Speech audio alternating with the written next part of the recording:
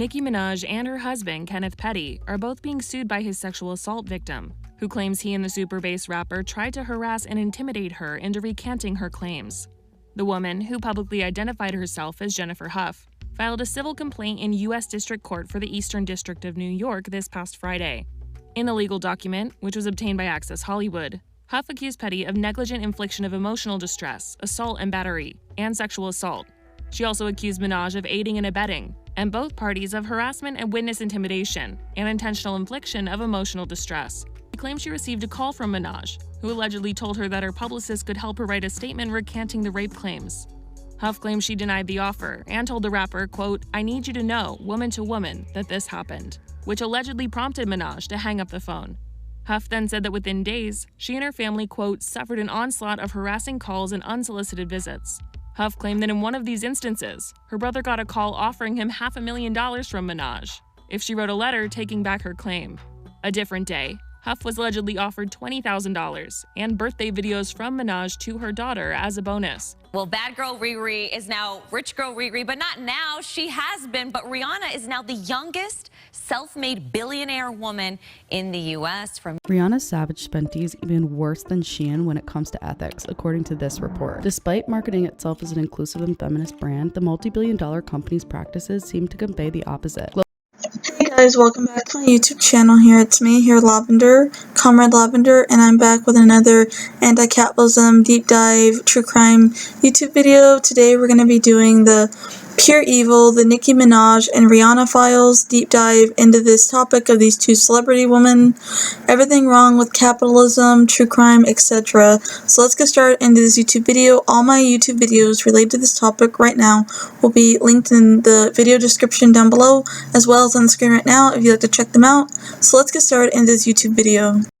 Black billionaires won't save us. Black capitalism won't save us. Stan culture is toxic. Fan and stan culture is toxic.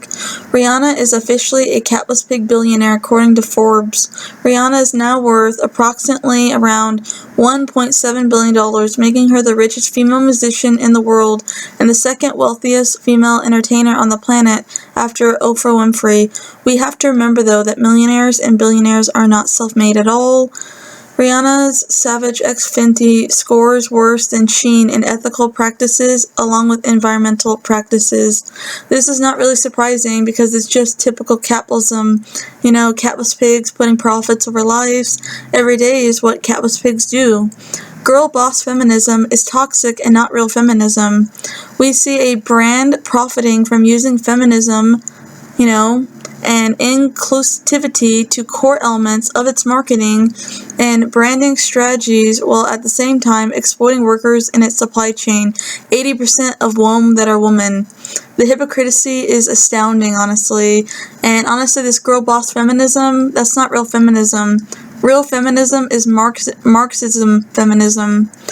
Savage X Fenty is among the lowest ranking companies on Remake's 2022 Fashion Accountability Report, scoring a meager 4 points out of a possible 150, demonstrating an utter lack of transparency and accountability at all in the assessment categories.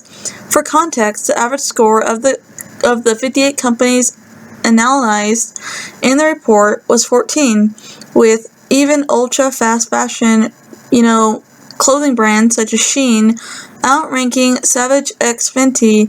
You know it's bad when Shein is more ethical than you because we all know how bad fast fashion and how they exploit workers, as well as how bad, fast fashion pollutes the environment as a whole and causes problems. Remake's scorecard for the brand concludes that the company blatantly disregarded industry standards when it comes to social and environmental disclosures, merely noting on its website that its products are imported.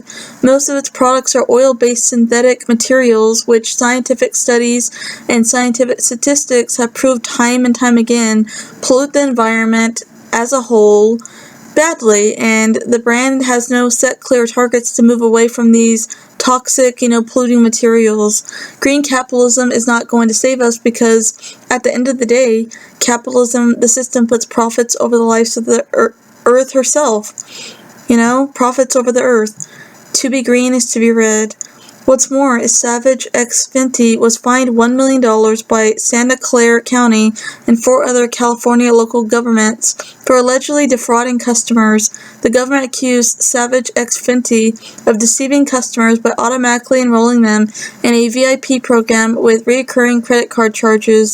Such membership models can also fuel overconsumption and waste, encouraging VIP members to buy something new every month to get their money's worth. And we all know that fast fashion, you buy fast fashion, and it usually is going to end up in landfills and dumpsters and polluting the environment as a whole. Rihanna has also made headlines, and international pop star Rihanna, who created a massive controversy in India by tweeting in support of the protesting farmers, is now under scrutiny for the scanner of the National Commission for Protection of Child Rights for allegedly using mica from Indian mines, where child laborers, aka the victims of capitalism, allegedly work and slave away in dire, harmful conditions in her cosmetics brand Fenty Beauty. The complaint asks NCPCR to check whether the U.S. pop star's cosmetic product company, Fenty Beauty brand, which procures mica, has supply chain clearance and certification, and asks to indict investigation and action against the company if it does not have one. Reportedly, Rihanna Fenty Beauty has declared that it did not conduct mandatory audits regarding suppliers' code of conduct under the California law for human trafficking, slavery, and child abuse, which, according to many, was a way to violate child labor policies and practices. They added that Rihanna's Fenty Beauty has the guts to feign compassion for Indian farmers, while knowingly very well in the beauty industry uses child illegal labor in India to mine mica for beauty makeup products, the most important ingredient of her beauty products. Apparently, Fenty Beauty is well aware that most of the mica is mined by children of poor farmers in India who live in hazardous conditions, and their health is endangered by the company's unethical means to earn a profit. It is rather ironic that Rihanna, who was a champion cause of farmers, is now accused of promoting child laborers to promote her business interests and make money and capitalism profits. If these violations are true, she's a clown. Rihanna is also compliant in capitalism atrocities going on in the fur industry as well for fashion. All the victims of capitalism, the animals who had to have their fur ripped from them and murdered for her fur. Once again, there have been capitalist pigs boasting about having no sympathy for the animals that they're farming in the fur industry. The celebrities are selfish, and capitalism breeds psychopathy into our society. Capitalism creates psychopaths. Rihanna's appearance at the Met Gala wearing her yellow $700,000 fox fur dress, a gross display of capitalist pig gluttony. It was handmade by a Chinese woman, Rihanna was quoted in saying about her dress. However, does that take away the fact that this dress was either handmade or manufactured by a non-Caucasian woman, make up for its other capitalism atrocities? The animal still died just for the sake of an expensive luxury designer fashion dress. Respect for animals, quoted in saying, "More animals die for fur trim than to make full-length fur coats. Fur trim isn't the leftovers from making full-length fur coats. Respect for animals estimates that it takes up to 20 foxes to make one regular-sized coat. Since Rihanna's gown reportedly weighed 55 pounds, I suspect her trim took about 100 animals to make. Rihanna's so vain, it makes me sick to my stomach." This brings me to that it came with a great environmental cost as well. The dress was only used once. Reeks of consumerism and capitalism-driven society.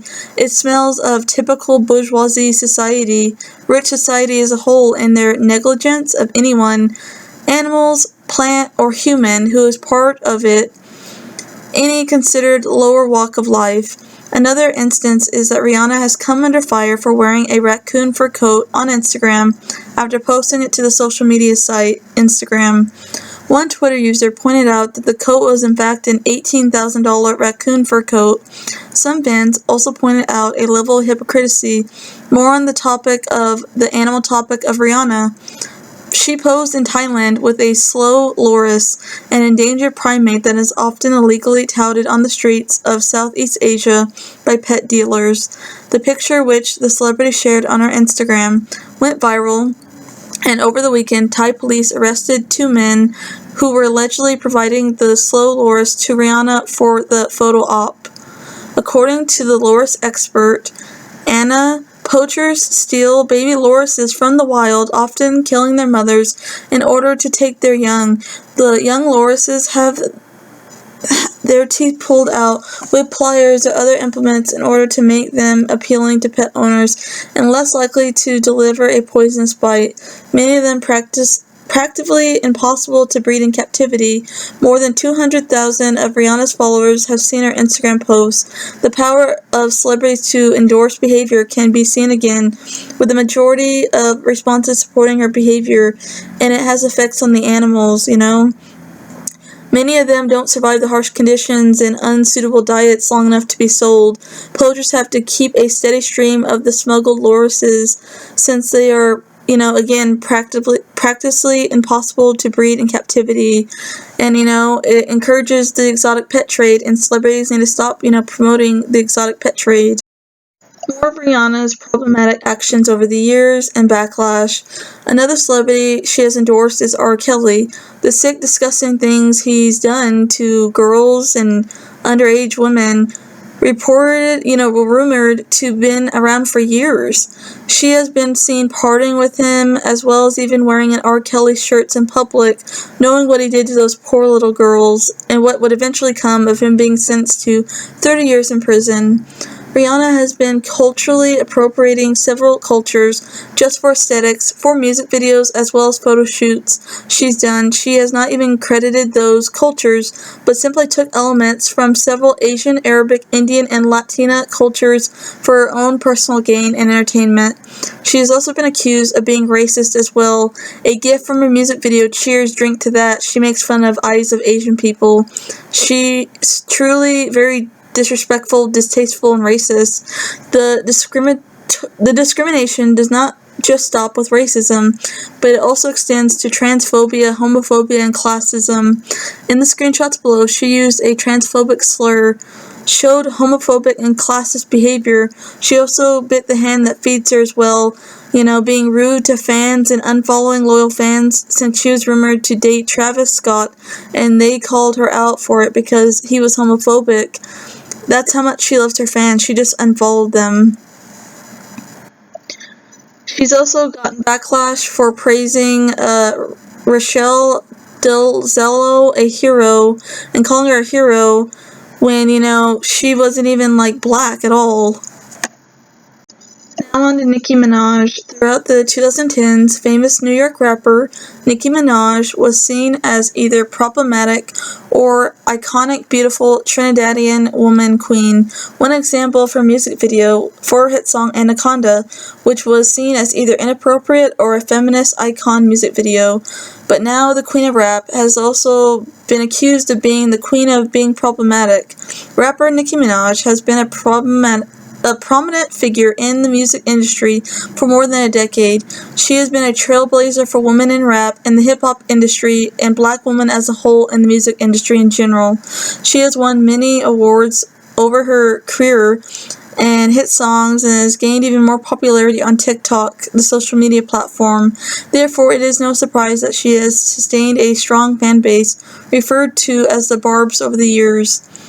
However, she has a problematic history. Kenneth Petty, a rapist and Nicki Minaj's husband of 3 years, is a registered sex offender on the count of first-degree attempted rape. He was convicted in 1995 and served 4 years in prison. When Nicki Minaj posted about their relationship in 2018, she defended him to the people that brought up his rape charges. He was 15, she was 16, they were in a relationship. She responded in an Instagram comment, "As common sense entails, Rape is rape regardless of the age of the offender. No means no, but by her logic, people who are married can't rape their spouse. Nicki Minaj, however, seems to think that 15-year-olds are exempt from basic expectations of consent. This mindset is horrifying and inexcusable, but not surprising considering she has supported not one, but like 2 sex offenders. One is in her family, and the other one is a rapper she worked with. Her brother, Nicki Minaj, who is a pedophile, was sentenced to 25 years to life in prison for child rape charges. Medical tests have confirmed his assault on his stepdaughter with DNA evidence, yet Nicki Minaj has stood by and commented in support of her brother multiple times. During the ongoing his trial on this horrifying true crime case, Nicki Minaj wrote a letter to plead for a lighter sentence for her brother to the judge, calling him the most patient, gentle, genuine, giving, selfless man I know. While she has not testified in his case, her written testimonial in silence reveal her support for a child rapist. Nicki Minaj also supports 6ix9ine, the Brooklyn rapper born Daniel Hernandez, gains the support of someone as powerful as Nicki Minaj. The alarming normalization of predatory behavior by these capitalist pigs and by society is disgusting. It doesn't help that the rich Hollywood celebrities are known for being sexual predators and having all this power. Take Jeffrey Epstein, Hugh Hefner from Playboy, or Harvey Weinstein. For instance, 6ix9ine pleaded guilty to 3 felony counts of use of a child in a sexual performance. In 2015, best known otherwise for his colorful hair and incessant internet antics, 6ix9ine was propelled from SoundCloud favorite to Hot 100 star with the success of his first single, Gummo. Nicki Minaj and him worked on his song Fifi, and she starred in his music video as well. In the music video for Fifi, Nicki and 6ix9ine pose with super soakers, ice cream cones, and partake in a sort of playful hand games perfected during childhood. Some might say this is simply acting for a video. However, Nicki Minaj's public reference to 6ix9ine as her best friend forever and her baby would suggest otherwise. Such a cosign from a rapper of Nicki Minaj's caliber cannot be understated. Furthermore, Nicki Minaj faced further backlash in 2017 for posting a cartoon of herself in the style of Disney's Pocahontas engaging in a sexual act with another cartoon depiction of herself. The image is disturbing considering that Pocahontas was a real-life child rape victim, and at the time of her interactions with the Virginia settlers, but the real history of Pocahontas is that she was a real rape victim. That Pocahontas was a real-life rape victim. She was only 10 years old, and she was a real rape victim. This makes Nicki Minaj's sexual cartoon even more tone-deaf and disgusting and disturbing, knowing her history with sexual predators. The choice to use her platform to further legitimize sexual predators is disgusting and inexcusable. This explicit sexualization and fetishization of Pocahontas and indigenous people has been swept away in the defending cries of her Barb supporters. Nicki is also problematic because when it comes to talking about the COVID-19 vaccine, she basically stated that she's an anti-vaxxer, hence why this isn't the first time where I or the media have had a problem with Nicki Minaj. Nicki Minaj tweeted on Twitter, "They want you to get vaccinated for the Met. If I get vaccinated, it won't be for the Met. It'll be once I feel I've done enough research. I'm working on that now. In the meantime, my loves, be safe. Wear the mask with 2 strings that grip your hand and face, not those loose ones." She faced a lot of backlash for this tweet because by the time of the Met Gala 2021 happened, the vaccine was already proved to be working, which led people to believe she was against the COVID-19 vaccine. On top of that, many people believed she was spreading health misinformation, and there really is a problem with anti-vaxxer influencers. Other instances of Nicki Minaj being problematic. In 2018, Nicki Minaj released a song called Chung-Li, named after a character in the video game Street Fighter II. The song's music video sexualizes and stereotypes East Asian women and East Asian culture in many ways. The video starts out with a gong sound that shows Nicki Minaj and others in racist East Asian garb. Nicki Minaj has chopsticks stuck through her double hair buns, while the men around her wear conical rice hats that are often used in anti-Asian imagery. She says in the song, "I went and chopped the chopsticks, put them in my bun to pop shit." While the game character Chung-Li has hair and two buns, the chopsticks were Minaj's own creative decision, further creating a caricature of East Asian women. People often defend this video with the argument that Chung-Li is a character, not a creation born from Nicki Minaj's own racism. What they ignore is Nicki Minaj cosplaying as a racist sexualized depiction of a Chinese woman does not excuse from her accountability. One of her many alter egos she personifies in songs and in music videos is Harajuku Barbie, named after a district in Tokyo, Japan. In a MTV interview, she said, "I was calling myself Harajuku Barbie because a lot of the girls on MySpace at the time, this is when MySpace was really big, were calling themselves something Barbie, and I wanted mine to be unique and different from the others." Imagine if a white celebrity began branding themselves as Shanghai Barbie or Tokyo Barbie, despite having no real connections with the city, while simultaneously using that culture over and over again for their own brand and to capitalize on that. In 2017, Nicki Minaj released a holiday clothing collection with H&M, including a Komodo with a cherry blossom and paper fan imagery. To further emphasize her inspiration for this line, the branding and tags all have the name written in Japanese.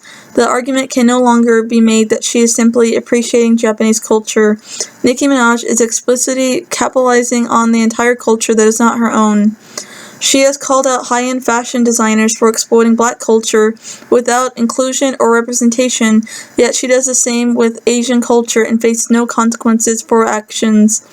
Not only that, but it goes around wearing bougie designer fashion that allegedly can be made with sweatshop labor and people being exploited who make luxury designer fashion. She wears real fur coats, again, for just the fashion only. The animals are the victims of capitalism. Who else would show up to a New York Fashion Week show with a full-length fur coat in nearly 80-degree weather? You guessed it, Nicki Minaj. She also showed up to the Oscar de la Renta New York Fashion Week show in a stunning Arctic marble fox and black-dyed silver fox coat, with sales for a whopping $19,000.